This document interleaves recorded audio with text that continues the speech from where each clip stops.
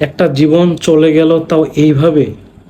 আসিয়া সম্পর্কিত সোশ্যাল মিডিয়ার অনেক পোস্টে স্যাড রিয়াকশন দেওয়া অনেকের মধ্যেই আমরা এখনও আসিয়ার উপর যেমন অত্যাচার হয়েছে এমন অপরাধ করার সুযোগ খুঁজছি।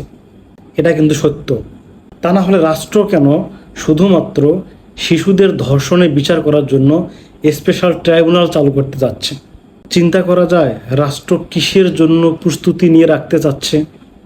আবারও শিশু ধর্ষণ হতে পারে, এটার জন্য রাষ্ট্র প্রস্তুতি নিতে বাধ্য হচ্ছে। কোন সমাজে আমরা বাস করি? আমার আশেপাশে মানুষ, আমরা কেমন?